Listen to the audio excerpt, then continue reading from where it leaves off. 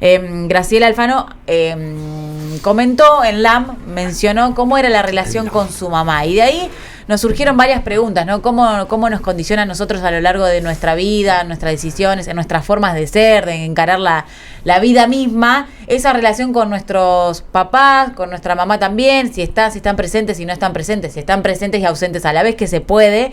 Pero para eso la tenemos a ella, que es nuestra psicóloga oficial, psicoanalista oficial. De cabecera. Vero Alonso, que está aquí con nosotros. ¿Cómo estás, Vero? Bienvenida, Vero. Hola, gracias por la invitación. Me encanta estar acá. Siempre le traemos temas que están interesantes. Livianitos. Sí, interesantes. Siempre sí, livianitos. Sí. Livianitos, sí. Pero Tranqui. bueno, si les parece, esta nota es el disparador, pero bueno, vamos a hablar de estos vínculos tóxicos. Pero vamos a hacer un repaso y vamos a escuchar lo que fue esta entrevista de Graciela Alfano en LAM, hablando de esta relación que tuvo con su madre.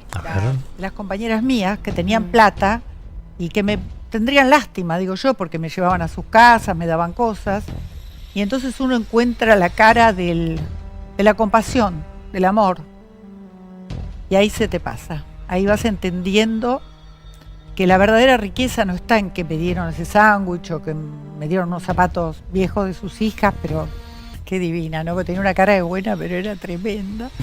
Y era tremenda. Y tuve mucha rabia también. La odié, era como una cosa. ¿Y la pudiste perdonar? ¿Por qué ¿La me entendiste? toca esto en la vida a mí? Y después un día me di cuenta todo. Me di cuenta que ella también era un resultado. Que hizo con lo que tenía, hizo lo que podía. ¿Y en qué momento no te es que diste la cuenta perdoné, de eso? La acepté adentro mío. Vos sos mi árbol genealógico. Hasta que esta pierna no te ame, esta pierna no está bien parada. Entonces está mi madre en esta pierna. Y mi padre con su abandono y con todo está en esta otra pierna. Y si yo soy hoy una mujer bien parada, es porque tengo a mi madre y a mi padre. Mi madre me enseñó algo importantísimo. Que sin haber hecho casi nada para merecer el amor, me enseñó lo que es el amor incondicional. La quiero con locura, la quiero en el día de hoy, aunque me haya hecho lo que me haya hecho. ¿Y qué extrañas de tu mamá? De las cosas buenas que tenía, ¿qué extrañas? Ay, Dios bendito. Y tal vez el entrenamiento intelectual. Como era una persona muy, digamos, pobre en lo que era lo emocional y abrazarme, etcétera, el entrenamiento intelectual te desafiaba intelectualmente siempre. Sí, bueno, ahí escuchábamos un poco de lo que fue esta entrevista y agrego una primera parte donde ella decía que fue concebida como herramienta para torturar a su padre, en donde su madre decide manipular al papá quedando embarazada de ella para no dejarlo vivir en paz y demás.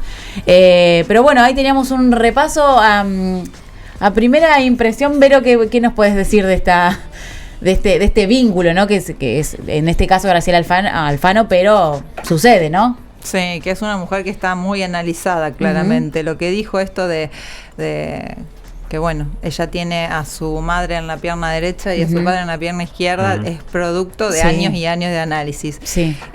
Así que, bueno, eso en primera instancia es re fuerte, todo lo que relata, la falta de contacto emocional de su madre y toda esta cuestión manipulatoria y de tortura para con el padre, porque bueno, nuestros padres son nuestros referentes en la vida, son nuestros primeros objetos de amor, y determinan lo que va a ser nuestro futuro a nivel psicoemocional, ¿no? Claro. Y no es menor ese dato. Y como vos decías al comienzo, estén o no estén, o sea, la ausencia del padre la determinó en un montón de sentidos y esta presencia tan tóxica de su madre la determinó en un montón de otros sentidos y formó esta persona, esta Graciela Alfano que nosotros vemos, que por momentos pareciera ser un demonio y después la escuchás hablar ahí y decís, bueno, qué fuerza, ¿no? Claro, sí, cómo se reinventa desde esto. Y ella en una parte dice que la quiere, que la ama, ¿no? Más allá de todo, porque, bueno, lo que saca ella es que algo le dejó y era lo intelectual. No tenía nada emocional para sumarle algo bueno, digo, y era muy intelectual. Lo que seguía después en la nota diciendo es que, claro, ella se tenía que refugiar por ahí en, no sé, en leer y demás, porque sabía que su madre estaba presente físicamente, pero no psicoafectivamente. Claro, exactamente. Y bueno, ese es un poco el fin del análisis, decimos nosotros, poder internalizar a nuestros padres tal cual ellos son, con todas sus fisuras, que las tenemos, todos los que somos padres sabemos, y en buena hora, porque bueno, por un lado uno puede decir qué terrible lo que ha vivido esta mujer, y por el otro lado decís en buena hora que esta mujer vio esa mamá tan fallada, tan fisurada, porque desarrolló una neurosis y no una psicosis, ¿no? Entonces, psicoanalíticamente hablando, digamos, le hizo un bien lejos de hacerle un mal. Después, bueno, es el fin del análisis, poder pensar en esto de internalizar a los padres que tenemos y no a los que idealizamos en nuestra niñez. Y por el otro lado, esta cuestión de cómo uno de alguna manera desarrolla elementos de resiliencia en los contextos en los que se desarrolla y se cría en la niñez, ¿no? Porque, bueno, podría haber... Sí, vas a decir. Podría haber hecho algo totalmente diferente y se la ve una mujer resuelta. De hecho, pudo tener su propia familia, sus hijos. Claro, más allá de lo que después al espectador le pueda agradar o no de su personalidad, ¿no? Claro, en la nota después el conductor Ángel le marca eso. Vos tuviste 3 hijos varones, que ella hace este recalco. Mirá cómo tuve la ausencia de mi padre y mis hijos fueron todos varones. Pero ella pudo dar vuelta a esta forma de su madre y... bueno, la tienen catalogada como una madraza de sus hijos. Sí, porque también hay que hacer una distinción. O sea, lo biológico no tiene necesariamente que ver con las funciones. Función paterna y función materna no necesariamente van de la mano del progenitor o la progenitora. Entonces, tal vez ella haya encontrado en su contexto de crianza alguna función materna y alguna función paterna que no específicamente hayan sido su papá y su mamá. Entonces, por eso ella pudo formar una familia y criar 3 hijos y demás, con la ausencia de su padre biológico, digamos, ¿no? Claro, o con esta madre biológica tan tremenda. Claro, y es fundamental también entender de que esa mamá también venía de cosas, de algún patrón también de su crianza. Sí, por supuesto. Por eso nosotros los analistas siempre buscamos esto de la historización. Nunca es aleatorio que uno sea como es. Claro. Siempre tiene que ver con una cuestión histórica, y por eso es tan importante la historia y las palabras y lo que el paciente te dice en consulta, ¿no? Ahora, es una pregunta un poco a lo mejor es un poco confusa, pero digo, ¿no hay un tiempo natural en la vida en la que uno tiene necesariamente que purgar algunos reproches o algunos resentimientos o algunos dolores? Digo, dura toda la vida nos persigue la ausencia, el dolor, el daño. Yo lo que veo acá es como, está bien, hay un reproche de ella, vos decís con claridad que ella se analiza y tiene muy claro qué le pasa. Ahora, te lo pregunto a vos como profesional, ¿dura toda la vida? Si no hay un acercamiento, una especie de sinceramiento profundo, ¿esto no se resuelve? Y no, verdaderamente que no, porque... O sea, es muy fuerte a nivel emocional la función materna y la función paterna. Constituyen nuestra psiquis, básicamente, desde antes del nacimiento. O sea, en la gestación de esa vida ya hay elementos de lo simbólico, que es el inconsciente simbolismo puro, es pura palabra, digo yo, por eso acentúo siempre el tema de las palabras y para mí tienen tanta relevancia. Y ella no dice algo menor, dice una persona que no era afectiva, pero me permitió a mí nutrirme o refugiarme en la palabra, porque intelectualmente, es eso, claro. O sea, la psiquis se conforma por la palabra. Cuando la madre va diciendo, ay, qué lindo mi bebé, o bueno, va generando toda esta fantasía en torno al embarazo y al bebé que van a nacer y todo eso, ya estamos construyendo psiquis en nuestro hijo por venir y después en nuestro hijo nacido. Y eso es muy fuerte, porque es la esencia, digamos, del ser humano, que no tiene que ver con el ser vivo, ¿no? Esto es puramente humano. Perdóname, Salo, porque me enganché y hay como especie de Biblias que nos instalan en la cabeza, que es que la familia es sagrada, que la familia no debe romperse nunca. De hecho, la cultura judeocristiana nos instaló que el matrimonio es para siempre, etcétera, etcétera. Digo, ¿Hasta qué punto es válido sostener relaciones familiares tóxicas, dañinas, que nos malversaron, que nos dolieron? ¿Hasta qué punto es obligatorio? No es obligatorio y siempre lo digo, o sea, que si vos estás viviendo o has vivido una situación... Pero está eso de que, bueno, es tu hermano, sí, es tu mamá, familia, es tu papá. Sí, está reinstalado, pero yo no lo habilito en el espacio terapéutico, porque si duele, duele, y si hay cuestiones que son irreparables, porque en la actualidad se sigue posicionando esa persona con mucha agresividad, con mucho maltrato, lo que fuera, uno no tiene por qué seguir tolerando eternamente. En la niñez uno se lo banca porque no tiene otro, está muy desprotegido, pero en la vida adulta elegís. Y si tu padre o tu madre tienen acciones como las que ella cuenta, digamos, no es tu obligación, porque es tu mamá y tu papá, o porque te dieron la vida, seguir perdonando y estando y sometiéndote.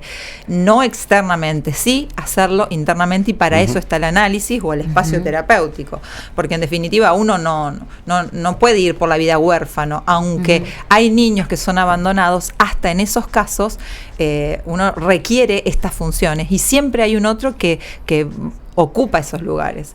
Entonces a eso uno duela a ese progenitor, uno duela a esa mamá o ese papá biológico, e internaliza la función desde otro lugar. En la vida adulta vos sos tu propio papá y tu propia mamá. Y eso va a depender de cómo lo internalizaste y cuánto soltaste esa situación real y concreta que vos viviste.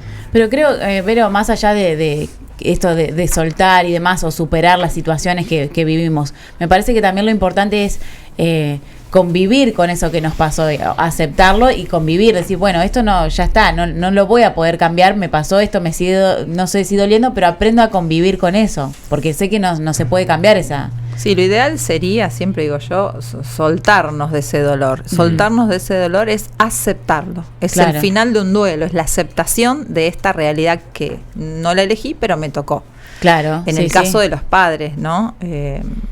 Básicamente pasa por ahí. Claro. Después convivís, por supuesto, porque no te vas a andar peleando, o sea, toda la vida no puedes estar en conflicto con tus padres, digamos, ¿no? Claro, sí, pero o tomás la decisión de decir, bueno, no los veo más, porque ya es suficiente. Claro, me resuena mucho lo que dice la imagen del papá que no está presente, y también por eso te decía, aprendés como a convivir con eso, y después, no sé, lo llevo a mi caso personal. Ahora tengo relación con él, pero tampoco le exijo mucho, porque sé que si no estuvo, no está todo bien ahora. No es que tengo ese resentimiento como antes, hace un par de años, pero es como que ya está.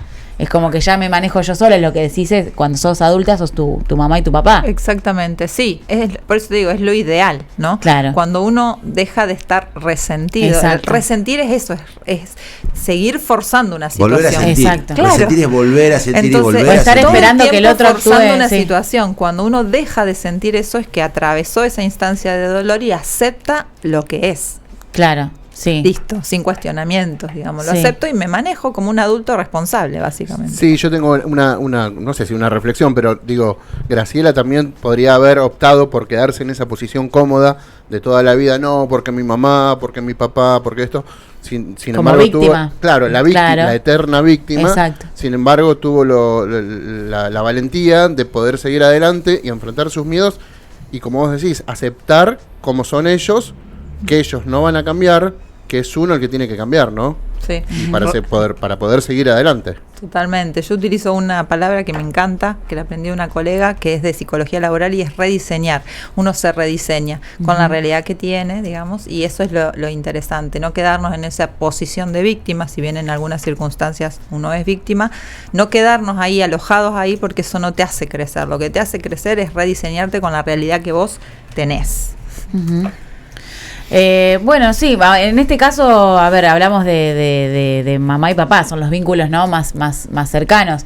¿Qué se le puede decir? Yo sé que es más profundo el tema, pero no sé, algunas oyentes que nos están mirando, escuchando, que tienen ese vínculo ahí no tan resuelto con mamá o papá. ¿Cómo se inicia este soltar. Primero ir a terapia, ¿no? Creo. Sí, pero depende de No, uno con la algunos, búsqueda. sí. Depende de uno la búsqueda. Yo siempre digo, hay un montón de espacios. El terapéutico es el que recomiendo Sí. porque es el que conozco. Ujú. Pero también hay otros espacios. Hay gente que lo hace con un cura, hay gente que lo hace, bueno, no sé, con un amigo. Claro. Siempre el espacio de terapia, o sea, lo que te habilita es mayor profundidad, digamos. Un amigo te lo puede decir de un lugar de mucho amor o de Claro. mucha comprensión, pero en definitiva hay cuestiones que tienen que ver con la construcción de la psiquis que te lo puede dar un terapeuta.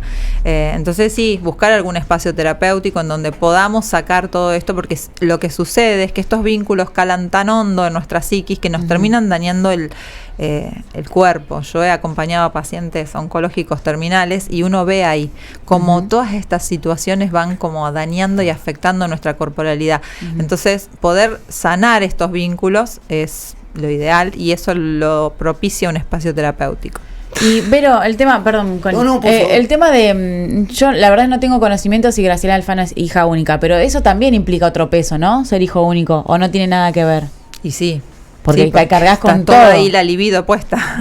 Salvo que, bueno, Claro. tengas otros hermanos No y tampoco se hagan no- cargo, pero no está tan repartida la cosa. es mucha presión. Sí, es. De todas maneras, a cualquiera, digamos, le pesa la cuestión parental. Sí. Yo siempre digo, nos dan la vida y en algún punto también nos las cagan bastante. También. Como los hijos, ¿eh? Claro, es una ida y Como vuelta. los hijos. Buena hora. Yo siempre que digo se que los diga. hijos son como el oximorón, porque los hijos le dan sentido a la vida, pero te la cagan para siempre, porque digamos, es así, digamos. Total. Claro. Y yo, no puedo- y bueno, y con los padres pasa una cosa parecida.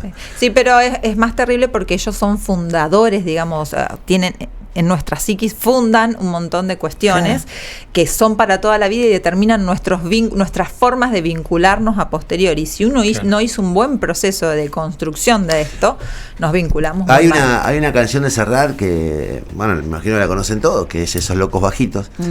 que hay un fragmento que dice, cargan con nuestros dioses y nuestro idioma, nuestros rencores y nuestro Claro. porvenir. Y claro, digo, la verdad que el peso de los hijos sobre los padres, digamos, con el paso del tiempo se invierte.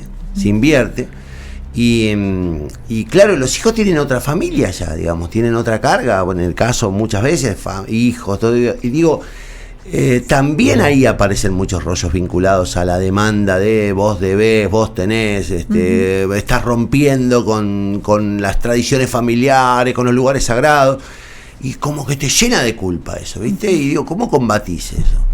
Y la culpa es tremenda. Está muy instalado en nuestra sociedad la culpa.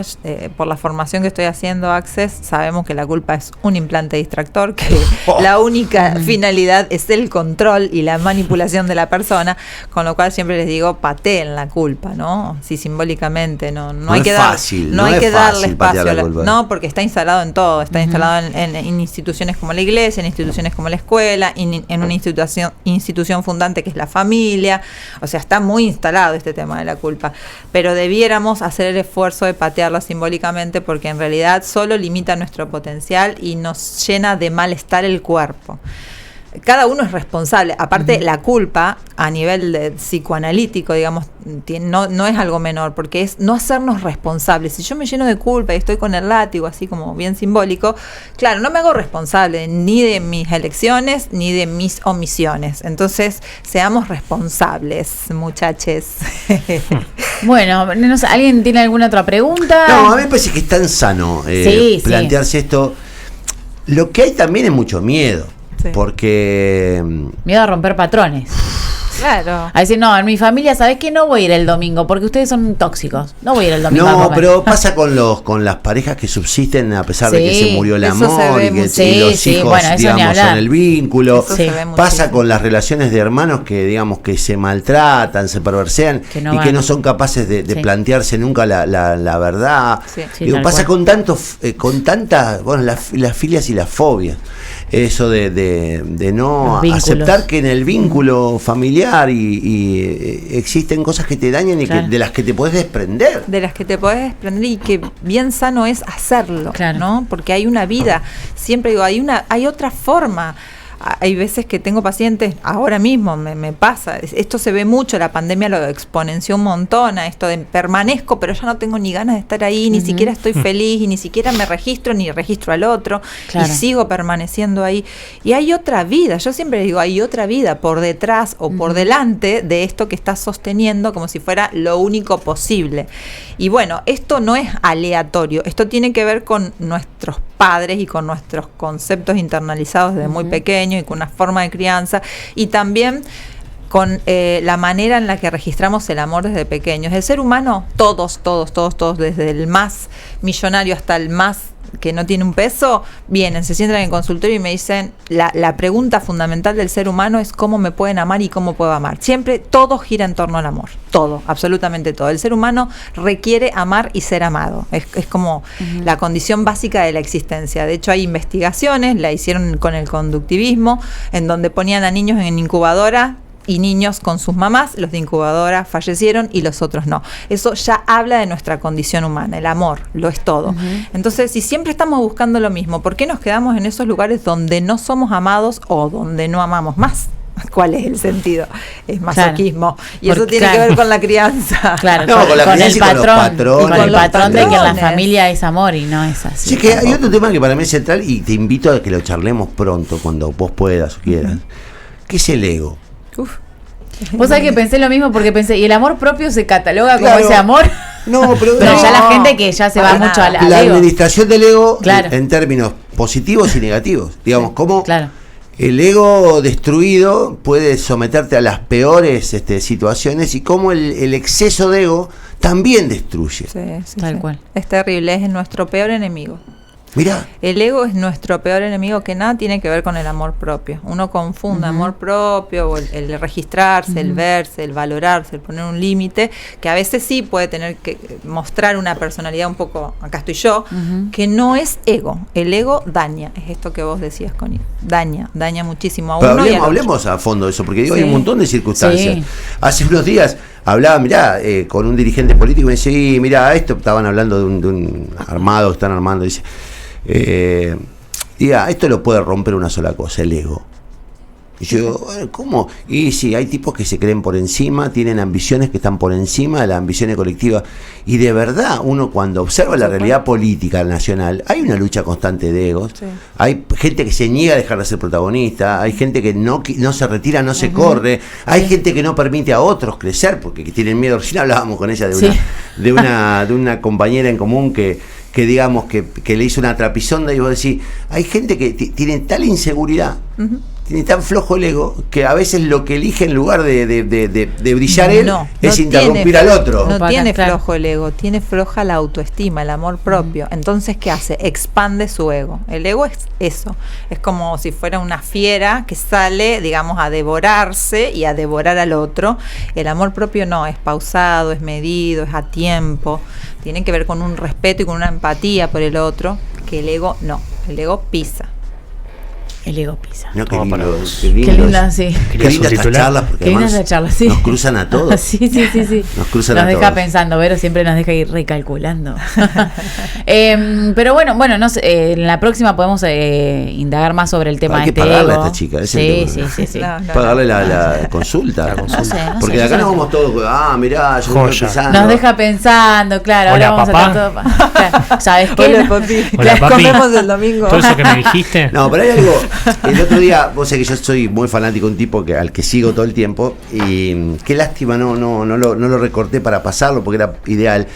El tipo hablaba de lo que le significó la terapia. Y dice, la cantidad de tiempo que perdemos sin atendernos terapéuticamente y sin entender cuáles son los problemas matrices. Porque una vez que vos entendés cuáles son tus problemas, es como que enseguida, viste, agarrás las herramientas y tratás Claro. viste, como cuando te bueno, el martillo, golpea acá y termina siendo sencillo. Pero claro, primero tenés que enfrentarte con vos mismo y primero tenés que descubrirte y saber quién carajo sos. Claro, y, sí. digamos, Y eso es lo más difícil, ¿no? Y perdemos tiempo por prejuicio, por temor, porque No, sigue, pero el sigue primer- vinculado a eso que el que va a un Por ego. psicólogo está loco. El primer paso es de identificar que querés hacer terapia. Eso ya es el paso fundamental. Hay gente que le tiene miedo a la terapia. Claro, y que hay no, gente pero que la claro. asocia a la locura. Sí, Claro, está ese es muy un patrón. asociado a la Claro, locura. Sí. Recontra Yo no estoy asociado a la loco, locura. pero no, hijo. Igual, hace poco leí una nota estadísticamente, creo que somos uno de los países más Sí. analizados Más, del ajá. mundo. Lo que pasa es que se reciben mucho los de esto. Se reciben Los muchos de estos, psicólogos. los de estos seríamos nosotros. Claro, psicólogo. Sobran psicólogos, sobran. No, pero no se hacen bien, che.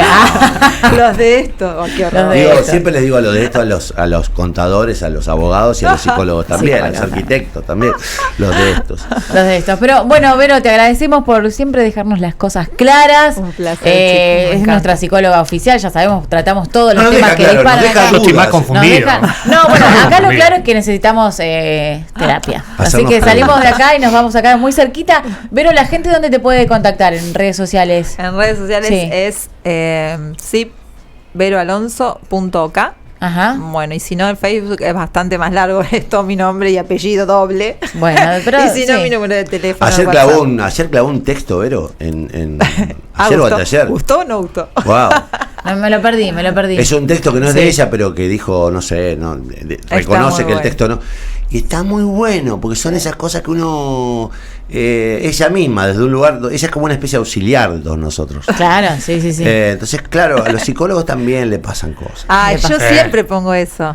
Claro. Los pasan psicólogos cosas. somos personas. Los psicólogos tienen psicólogos. Sufren, Supongo sí, que tienen sí. psicólogos. Sí, Los psicólogos por tienen supuesto. psicólogos. Vos haces terapia, supongo. Yo me analizo, sí, hace mucho. Porque Desde los 18 años me analizo, chicos. Porque es un quilombo la vida de un psicólogo. Claro. ¿no? ¿Cómo bueno, no, ya sé, pero digo, vos te estás atravesada por un montón de problemas personales que además se agregan a la cantidad de angustia y me imagino de angustia y de conexión que tenés con. Y digo, esto tenés que largarlo por algún lado. Sí, pero es menos eso y más lo propio, Pero- debo decirlo. Porque nosotros tenemos una herramienta muy linda y este último tiempo me pasó de estar en contacto con profesionales de acá de la ciudad que yo digo, les falta herramientas que en otras universidades sí nos las dieron, por suerte, que es la atención flotante. No es un dato menor la atención flotante, no es un dato menor ¿Qué el es la encuadre. atención flotante? La atención flotante es poder empatizar con lo que tu paciente te está diciendo sin involucrarte en su vida. Sin que te afecte.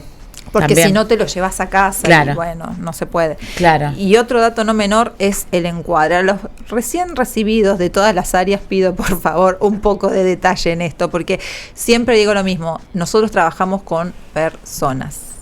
Y las personas requieren ese cuidado, esa humanidad, ese respeto. No es que puedo pasar a mi paciente al otro porque ya me cansé y no tengo más ganas y la paso como si fuera un paquete. O sea, Ajá. tengamos atención a eso, por favor, porque es muy importante y porque en el medio podemos generar mucho malestar y mucho dolor.